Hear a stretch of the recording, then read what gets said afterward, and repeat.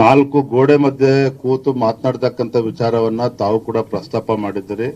ಒಂದು ಬಾರಿ ನಾನು ಹೇಳಲೇಬೇಕು, ಹೇಳ್ತೇನೆ. ನನಗೇನು ಈ ವಿಚಾರದಲ್ಲಿ ಮಾತನಾಡೋಕೆ ಮುಜುಗರ ಏನಿಲ್ಲ.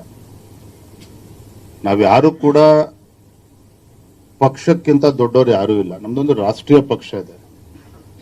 ನಮ್ಮ ರಾಷ್ಟ್ರೀಯ ನಾಯಕರು ಕೂತು ಚರ್ಚೆ ಮಾಡಿ ಬಿಜೆಪಿ ಮತ್ತು ಜೆಡಿಎಸ್ ಒಟ್ಟಿಗೆ ಹೋಗಬೇಕು ಅಂತೇಳಿ ಲೋಕಸಭಾ ಚುನಾವಣೆಯಲ್ಲಿ ತೆಗೆದುಕೊಂಡಂತ ನಿರ್ಣಯವನ್ನ ಯಾರು ಕೂಡ ಅದನ್ನು ಪ್ರಶ್ನೆ ಮಾಡದೆ ನಾವು ಅದನ್ನು ಒಪ್ಕೊಂಡಿದ್ದೇವೆ. ಚುನಾವಣೆ ಎದುರಿಸಿದ್ದೇವೆ. ಒಟ್ಟಾರೆಯಾಗಿ 19 ಸ್ಥಾನಗಳನ್ನು ಕೂಡ ನಾವು ಗೆದ್ದಿದ್ದೇವೆ. ಸಂಸದರನ್ನು ಕೂಡ ನಾವು ಗೆದ್ದಿದ್ದೇವೆ. ಕಾಂಗ್ರೆಸ್ನವರು 25 ಸೀಟ್ ಗೆಲ್ತೇವೆ ಅಂತ ಹೇಳ್ತಾರೆ. ಅದ್ರ ಮಧ್ಯನೂ ಕೂಡ 19 ಸೀಟನ್ನು ಸಂಸದನ್ನು ನಾವು ಗೆಲ್ಸಿದ್ದೇವೆ. ಸೊ ಒಂದು ರಾಷ್ಟ್ರೀಯ ಪಕ್ಷವಾಗಿ ಒಂದು ರಾಷ್ಟ್ರೀಯ ನಾಯಕರು ತೆಗೆದುಕೊಂಡಿರ್ತಕ್ಕಂಥ ನಿರ್ಧಾರಕ್ಕೆ ನಾವು ತಲೆ ಬಾಗ್ಲೇಬೇಕಾಗ್ತದೆ. ನಮ್ಮೆಲ್ಲರ ಕರ್ತವ್ಯನೂ ಕೂಡ ಇದೆ.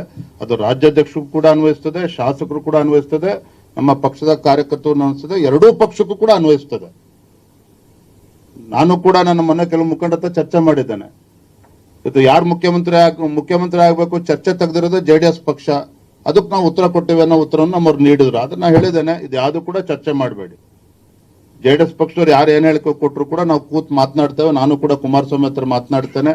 ಅದ್ರ ಬಗ್ಗೆ ನಮ್ಗೇನು ಮುಜುಗರ ಇಲ್ಲ. ನಮ್ಮ ಮುಂದೆ ಇರ್ತಕ್ಕಂಥ ಗುರಿ ಹಾಗೂ ಆದ್ಯತೆ ಈ ನಾಲಾಯಕ ಕಾಂಗ್ರೆಸ್ ಸರ್ಕಾರವನ್ನ, ಈ ಭ್ರಷ್ಟ ಕಾಂಗ್ರೆಸ್ ಸರ್ಕಾರನ ಕಿತ್ತೊಗಿಬೇಕು. ಅದಕ್ಕೇನು ಸ್ಟ್ರಾಟಜಿ ಮಾಡ್ಬೇಕು ಅದ್ರ ಬಗ್ಗೆ ನಾವು ತಲೆ ಕೆಡಿಸ್ಕೊಳ್ತೇವೆ. ನಾನಿದು ಮೊದಲ ಬಾರಿ ಹೇಳಿದ್ದು.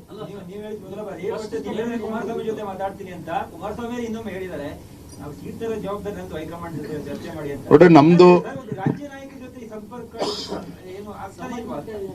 ಏನಿಲ್ಲ ರೀ ಪಾಪ, ಹಂಗೇನಿಲ್ಲ. ನಾನೊಬ್ಬ ರಾಜ್ಯದ ಅಧ್ಯಕ್ಷನಾಗಿ ಒಂದು ಸ್ಪಷ್ಟಪಡಿಸ್ತೇನೆ.